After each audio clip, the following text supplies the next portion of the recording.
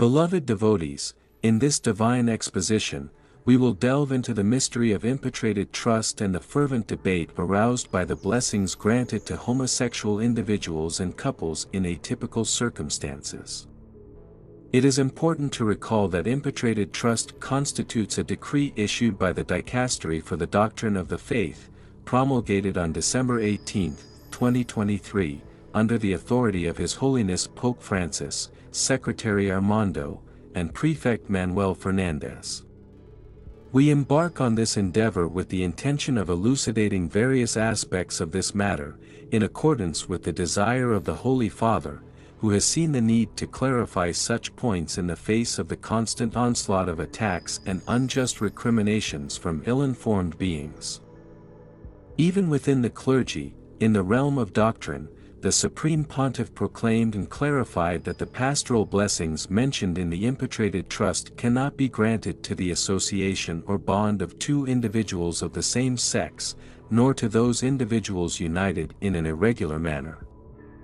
We reiterate, in case there persists any uncertainty, neither couples nor unions can be blessed, only the individual receives the grace.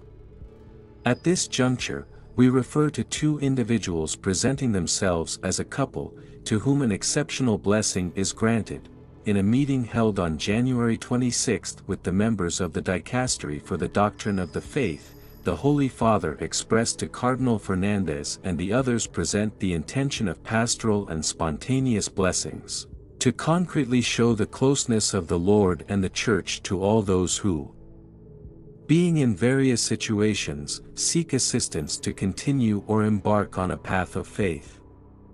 This concept was emphasized by the Pontiff with a tone of reproach towards Cardinal Fernández, lamenting his lack of clarity in various assertions.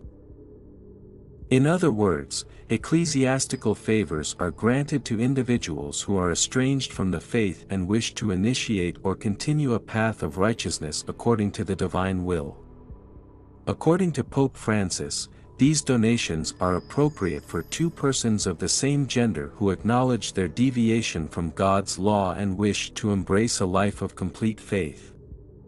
The Pope maintains that if a couple spontaneously seeks a pastoral grace, they do not receive a grace for their union, but merely an individual blessing, even if they present themselves together, following the guidelines of the Supreme Priest. When a couple spontaneously seeks an ecclesiastical grace, a blessing is not conferred upon their union, but upon the individuals requesting it together. Pope Francis has never expressed that the union is blessed, nor that the couple itself can receive divine favors. Rather, he contends that blessings are granted to individuals who request them, implying two individual blessings, never a blessing for the union or the couple. Some ecclesiastical dignitaries, among whom Cardinal Fernández features, seem to suggest equivocally that grace is poured out upon the union or consortium. This behavior has engendered and continues to engender great turmoil, hence the call to Cardinal Fernández to properly dispel this point and avoid misunderstandings among believers. It is of utmost importance to understand that there is no difference between union and consortium. And this truth is absolutely immutable. Blessings can never be conferred upon a union or consortium, but only upon individuals. It is imperative to be very clear that such blessings cannot be conferred upon consortia or couples, as this contravenes divine law. In a recent conversation, the Holy Father reiterated this principle, illustrating with the case of two entrepreneurs who come together and decide to be blessed in their work, longing for abundance in their endeavors. Consequently, they receive an individual blessing. However, these entrepreneurs are never questioned if, as a couple, they have fallen into transgressions of deceit or theft. The supplicant trust has sparked disagreements and caused much harm to the cohesion of the congregation. It is perceived as a seemingly tangled document that leaves room for manipulations and opposing interpretations, especially by more traditional sectors. However, in practice, it does not bring anything new to what has always been present. Blessings have always been able to be granted to individuals who come alone, accompanied, in groups, or as couples, without any problem. The distinction lies in the ability of a congregation to adapt to the times and face reality to engage in dialogue and absolution. For example, denying baptism to the child of a single mother or communion to a divorced woman, even if blameless, are signs of criticism and prejudice. The congregation must open its doors to all and absolve all. No individual on the planet has the authority to judge, only God. We are all stained by sin. As Jesus expressed, "Let him who is without sin cast the first stone." If there is a predisposition of the sinner towards faith and the plea for absolution, it is evident that this cannot be denied to anyone. God has absolved men, why shouldn't the congregation and men themselves act in the way most akin to God? The Lord welcomes all, with their frailties. He blesses all those who have received baptism, but it is up to individuals to engage in dialogue with the Lord's blessing and discern the path He indicates. The pastoral work of the congregation consists of bringing hearts closer and accompanying them towards God, not driving them away. God blesses all.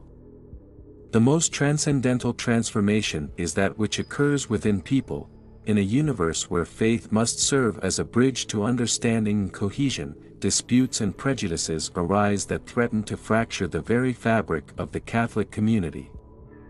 The progressive stances of His Holiness Pope Francis, especially regarding the inclusion of homosexuals in the Church, have elicited extremely negative reactions from certain more conservative sectors. In a context where diversity of opinions must be accepted and respected, some extreme detractors have taken on a radicalized tone, even labeling the Holy Father as the personification of evil. Harsh criticisms of Pope Francis are manifested not only in verbal expressions but also in the actions of those who brand his leadership as heretical. The apocalyptic thesis that the end of the Church has begun, the assertion that those who follow the pontiff are eternally damned, and the dissemination of various conspiracy theories are just some of the follies perpetrated by those who oppose the progressive positions of the Pope. This phenomenon also manifests itself blatantly on virtual platforms, where unofficial clergy present themselves as new prophets, spreading distorted and radicalized discourses. These individuals, often lacking ecclesiastical legitimacy, attract dozens of followers with theological sermons that ultimately diverge significantly from the teachings of the divine word. The Catholic congregation, already divided in several aspects, now finds itself confronted with the emergence of a new gap that jeopardizes the unity that should be the core of faith. In a time where understanding and dialogue must prevail, it is essential to reflect on the foundations of our own faith and seek points of convergence that can unite rather than separate. Only in this way will the Church be equipped to face the challenges of the present without compromising its preeminent role in the spiritual life of millions of believers. Beloved faithful, we urge you to share your opinions here in the comments, but to do so with kindness and respect. Anyone attempting to label Pope Francis as a heretic or an accomplice of evil is kindly asked to abstain. We long for an uplifting debate to collectively address the challenges of the Church. Additionally, for those who have not yet done so, we extend the invitation to subscribe to the channel and like the video. We sincerely thank you for your selfless and sincere contribution. If you want to see more faith stories like this, type "I want it" down below in the comments. See you soon.